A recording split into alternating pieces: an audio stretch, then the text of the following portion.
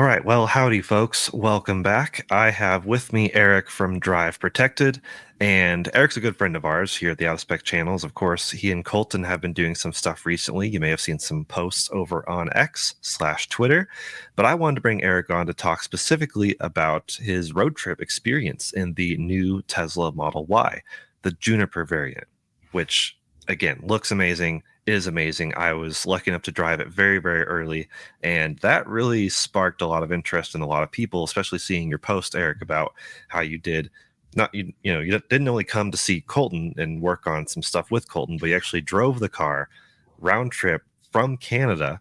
And so I want to talk about your experience. So I guess some background story. How long have you had the car, and what's your impression even before the road trip? Yeah, so I picked the car up. Well, it's great to be with you today, Jordan. But yeah, I picked the car up March 25th. Yeah, Okay. I was supposed to take delivery March 23rd, but there was some delivery issues at our local service center. So it was bumped to the 25th. And yeah, I left for the road trip on the 29th. So I've I previously had a 22 Model Y Performance, and I always liked the room in it. And then when I got rid of that, I got a 24 Model 3 Highland long range, and that's a great car. But I was really looking forward to getting back into a Model Y again, just because there's more room with being 6'4". It's easier to get in and out of. So yeah, I was really looking forward to this trip. Right, and I've got a photo here I could show of it's Quicksilver, which is one of the best colors to get, which is ironic because I'm usually such a bright color person, but I actually really like how Quicksilver looks. So I guess what was your strategy getting down here? How many kilometers did you have to drive, and how long did it take? And what was that experience like? Yeah, so I've done the drive a few times, and it's about 1,500 kilometers, give or take. So it's like 1,200 miles or something like that. I can't remember. Yeah. Um, but yeah, basically from where I live about 1 hour south of Winnipeg, Manitoba. And for me, it's very simple. I just plug in. Well, I was going to Fort Collins, so I just plug in Fort Collins in the route in the Tesla nav, and like with usual Tesla, within like 3 seconds, you've got your route and all your charging stops. So on the way down there, I opted to drive through Montana and then down through Montana through Wyoming, and just I knew that that would be longer, but I just love that part of Montana and Wyoming that I'll take every chance I can to get to drive through there. So yeah, that was pretty much get it. Yeah. Right. It's relatively scenic. And as far as the Juniper itself, I mean, a lot of people are curious going from the outgoing Model Y, getting into the new one. Like, how worth it is it? I mean, a lot of people are, especially recent Model Y owners, just before the new one came out, they're like, oh, should I have done that? Is it worth the upgrade? Versus some people, have much older, 2020, 2021 Model Y that they took delivery of, which is years ago at this point. How do you feel on that strategy? If it's like genuinely groundbreaking and monumental, or is it not as big of a change as you thought? So I've had a chance to drive a couple like later model 24 Model Ys, and from the later Model 24 to the new Juniper, I haven't found like there's definitely an improvement, but the improvement is not as big as what most people would think. But from my 2022 Model Y that I had to the 2026 Juniper, it's a completely different vehicle. Like the 2022 Model Y was not a good car. It was fast and it was fun, but like it was a rattle box from the second I drove it off the dealer lot to the time I delivered it back. It was Yeah. not a great car. Right. Tesla's not great at differentiating different model years. They don't make huge announcements on like iPhone. Apple has their whole like iPhone keynote every year. It's like, hey, it might look the same, but here's all the changes under the hood. Tesla does not really do that. So a lot of people do just look at the old Model Y and think, okay, 2020 to 2025 is probably the exact same experience. 2026 is where the new changes come in. But it really has been gradual. And I have to agree with you experiencing I've spent a lot of time with the 2022 Model Y, but also the newer just before the refresh ones, and it's not, yeah, like you said, not a huge difference, but some things a lot of people care about, that you've experienced on your Highland, for example, because you have the dual motor, I believe, Highland long range. So mine plus a motor, so a bit more speed. But of course, ambient lighting, sound system changes, which the old Model Y was fine with the sound system too, but the new one, really exceptional. And even NVH, like you just spent a lot of time in the car. I've done shorter drives than the Model Y. Our friend Brandon over on Tesla Flex, he of course has one as well.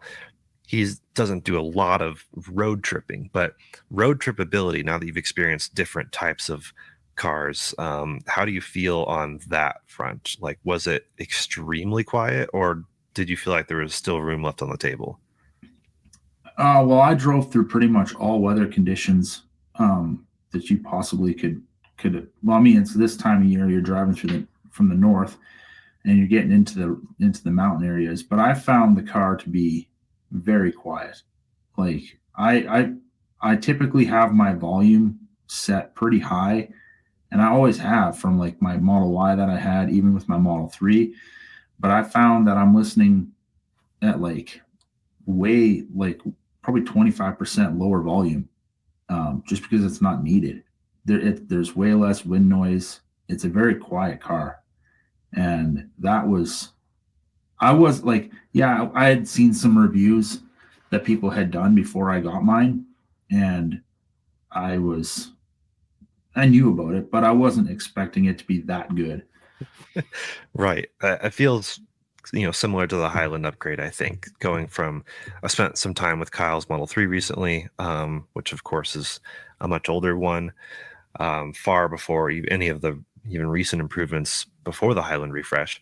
And it is wild how I don't really listen to podcasts in his car. Like I just give that the volume so high on highway speed that it's almost unbearable.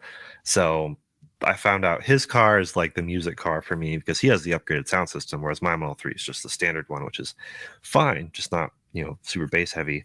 But podcasts in my Model 3, suddenly I actually use it and can hear everything. So it is nice. It seems like the road trip ability has improved a lot, which is what a lot of people use their Model Ys for. Even suspension, right? I mean, did you feel like that was a huge improvement, very noticeable?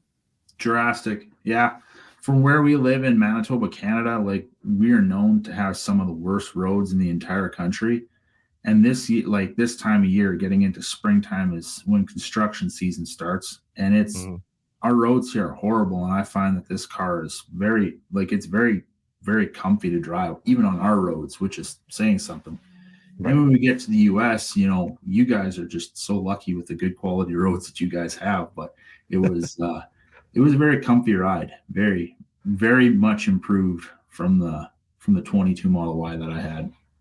Okay, folks, you heard it here first. We have so many people complaining about roads in the US, and sure, there are pockets of poor roads, but I do think it would help if people experience some roads kind of beyond our borders and kind of understand, especially, yeah, northern. I mean, we see some of that in Colorado where it's like, snow plows, like heavy machinery really rip up the roads more than I think some people realize. So I have to agree. Both the Highland and Juniper, I'm still going to call them that, have so much improvement in terms of ride quality. So it was totally like good, enjoyable for you as a road trip experience from that standpoint. But I saw in your post that you did actually have some issues, and so I wanted to pick your brain on, I guess, the downsides of how it was. You had gorgeous scenery, you had good sound system, good ride comfort. Pulling through some of the pictures here, like you said, multiple weather conditions. You were on the 19-inch wheels. Oh wait, 20-inch wheels. Which ones are these? Yeah, they're Yeah, the 20-inch Helix. right, 20. So even so impressive, especially that you comment on the ride quality, even though you didn't have the slightly thicker sidewall of the Aero wheels. But being on the 20-inch wheels, you probably didn't have the best efficiency. And so I'm curious how your charging experience was and your overall efficiency. Well, I'll touch on the charging part first. I It was horrible. Like I'm just gonna be honest. Like I mentioned in my post, like since 2022, I've done about 100,000 kilometers worth of road tripping in various Teslas, from Model Y, Model 3, Cybertruck, Model S, Model X. Like, I've driven them all, and it's getting worse. Like, I think it is genuinely getting worse as far as charging goes. Now, if you're the type, I'm not going to get too carried away on this, but I'm just going to say, like, if you're the type of person that never road trips, then this is a non-issue. It's still a great car.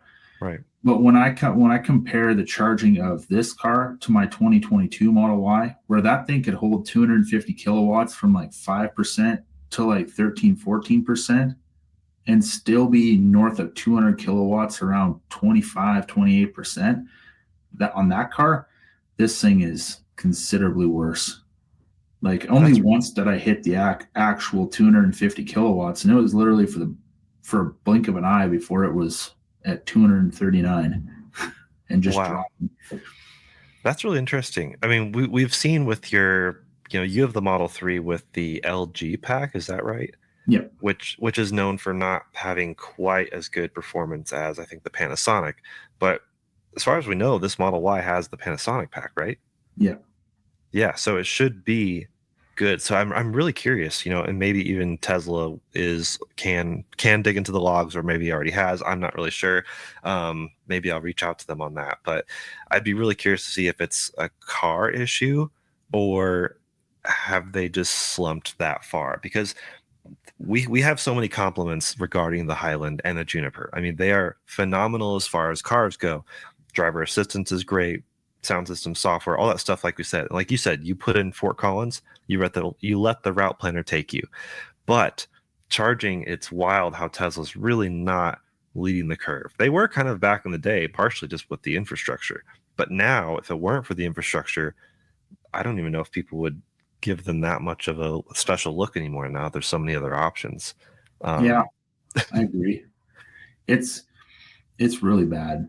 Like, and I'm being harsh on them because they advertise 250 kilowatts, and then only once out of the 19 charging stops did I ever touch it, and it was I don't even know if it was for 1 full% that it was there for on the battery. wow. But I know one thing you had just asked about was the efficiency. I do find the car to be more efficient. Um, Going home, like, it's like when I went home, I found like I could skip the Bismarck, North Dakota supercharger, because I kind of went up through to Spearfish, South Dakota, and then up to Dickinson, North Dakota. And then when I would get to Dickinson, I would hit like Dickinson, Bismarck, Jamestown, then Grand Forks, North Dakota. And I found that I was able to skip Bismarck. So I'm like, I've never been able to do that. So it is an efficient car. Right. How many miles on average do you think, or kilometers do you think you were stretching it between stops on average? On the way home, it was like 150-ish miles. Yeah. My longest stretch was, I think, 215 miles. Okay. Yeah, just over like 3 hours of driving. It was good. Like, I Yeah. Right. never once was concerned about running out of battery and that type of thing. So I do feel like it is a more efficient car, even though I know that your guys' previous Model Y range tests kind of debunk that. But I do feel like it is a more efficient car. Right. And I think on average it probably would be. And we were using, an arrow wheel setup, which of course would be even more efficient, but like arrow wheel versus arrow wheel, there's so many things that went into that. So it's still hard to extract fully. And Tesla's even looking into the data. So it's like maybe there were some anomalies that we weren't aware of. It even could have been an issue where maybe the alignment was slightly off with Brandon's car, even though it was a proper customer delivered car. That's still a possibility. But I think in general, especially around town, Tesla pointed out there are efficiency gains made with this car, and we've seen that with the Highland, the updated Model 3. So I wouldn't be surprised if there is efficiency gains in most conditions. Maybe there's like one condition where it's the other way around, like maybe crazy wind had an effect. It's really hard to say, but I'm not too surprised that you did find the efficiency overall, which improves the road trip in every factor. I mean, that's one way they can, I don't want to say get away with bad charging, but with more efficiency, you can get more mileage with the same amount of energy, which means a bit cheaper for you and also charging ever so slightly less than you would have if you had drained the battery even more. So, Mhm. still sucks to have terrible charging. I still hope Tesla could improve that a lot. I feel like that would have been such a mic drop moment with this new Model Y if they had said, "Oh, by the way, charge is like 40% better." Like that's what we really needed to see. Still not a detractor enough, like you said, for most people who are just driving around town, totally fine. But for the road trips, that's where you're right. It really does stack up, especially depending on how many charging stops you have. That's that frustration multiplied by so many times. Um, I guess what was do you know the overall cost? A lot of people ask, cost of travel when we do our road trips. Yeah, I'm gonna pull it up here real quick. Um, And I have a screenshot here you sent as well. yeah, the I know one person had asked me about it, and I gave them the number. $285.51. Okay. Yeah, So the total, yeah, total just under $300. And there was this distance accurate? About 2750 miles? yeah, that was pretty accurate. Yep. And just under a megawatt hour essentially of total energy used. So yeah, definitely super interesting. But you beyond charging, it looks like you may have had another issue as well.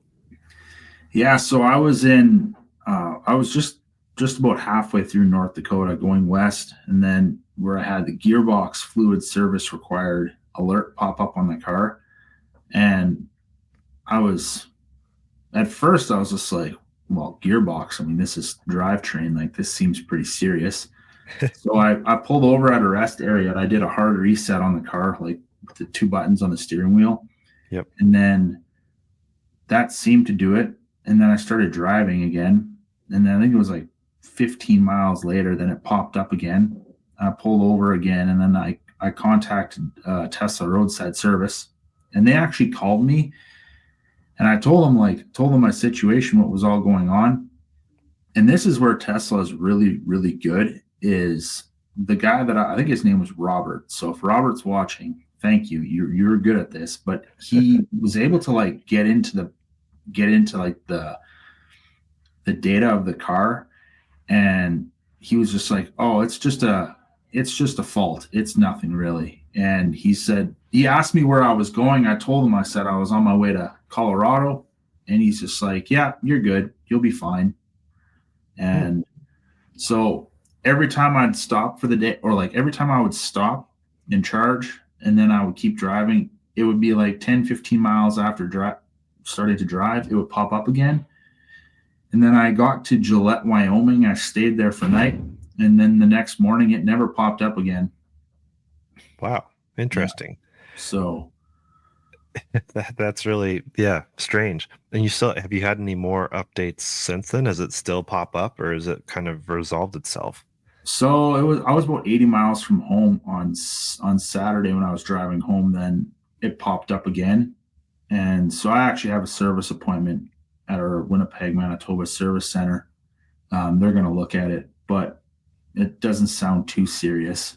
Okay. I even Interesting. stopped at the Tesla Center in Loveland and talked to them about it, and they were just like, "That's nothing." So One I of hope, life's mysteries. yeah. Awesome. Well, glad the trip was a success. Glad you got a Juniper, one of the first Juniper trips, at least recorded so far, under your belt. And yeah, seems like a great car. I mean, that was my impression. I love my Model 3, really love the efficiency. It's just so ridiculously efficient that it helps offset the charging that is less than ideal. Although it seems my charging is definitely better than what you've experienced. And so I do wonder if there is some battery pack issue or just something off kilter about this car. I that feels worse than it should be.